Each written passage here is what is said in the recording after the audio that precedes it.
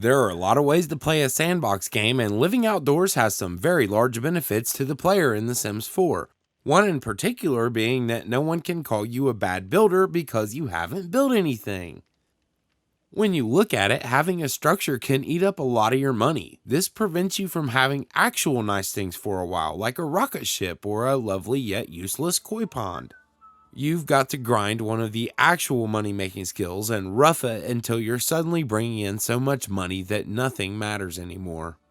It's been a staple of the franchise to make homeless Sims or attempt to live without a home, and the game facilitates that very nicely with how far into development we are. With a whopping 12 total game and expansion packs, many of us have some neat objects to take advantage of to make this more realistic. Basically, everything works outside except climate control. Because you're out on a lawn, there is no door to your home, and visitors can start using your stuff without permission, and how you handle needs can be different if you want it to be. Those things in mind, we do have to contend with the weather if we have seasons, and both types of temperature extreme can kill Sims. I chose the heat by starting in Oasis Springs in summer, where I'd also expect less inconvenient rain and more heat waves. I wanted it to be a bit of a challenge, but it's irresistible to abuse some mechanics and objects and make things cozy despite those inconveniences. First, there's the love the outdoor trait, which immediately makes your sim happy when outside to the tune of +2, which is really overpowered.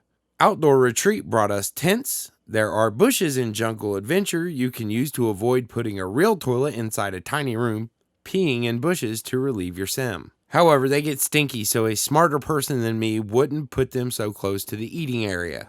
Campfires and coolers offer a means of eating without a fridge, though you could of course eat fresh harvested produce from the bushes and trees on public lots. You're even able to roast fish if you catch some, though eating produce seems to be a faster way to fill your hunger, and you can of course grow your own and supply a modest income with even basic blackberries. There's even an outdoor shower, but no good if you want to clean a dog, so I got this outdoorsy looking tub because the game won't let me bathe in a kiddie pool. Not even the dog, but come on, that is definitely something people do. I'm not hallucinating having seen that. Arf here is aggressive and a hunter, so he randomly finds gifts for my sim. It turns out he actually searches the pea bushes to find items, gets in fights with squirrels and skunks, but he comes up with a few hundred simoleons worth of feathers when he jumps in. Combining 12 unique types of these will make a bird statue, and I have no idea what it even does now, given I barely remember how things worked in Cats and Dogs due to a potential midlife crisis. The bee box from Seasons is very handy if you want to avoid death to extreme weather, just about the only thing that can stop you. A heat wave in Oasis Springs can be endurable if you use the honey strategically. It gives a buff that prevents the negative effects of temperature and makes you happy too. You can of course replenish your sim with this as well as sell it if you happen to build up a big enough stock.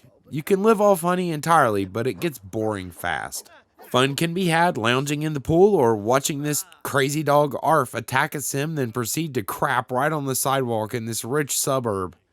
Andy House and Arf Ruff Arf are bringing uncensored nature back to the neighborhood. You gotta try new things sometimes. Every time I play, I go after a TV and computer or an easel and don't endure any weird problems like a stinky dog that got sprayed by a skunk or a burnt arm from lighting a campfire. My Sim's mood is always high and he's cozy while I'm sometimes bored. I want to worry Pet CPS will take my dog or I'll set my only living adult on fire trying to roast a goldfish. Vlad cannot obstruct my ability to roast marshmallows in my home because I don't let him in.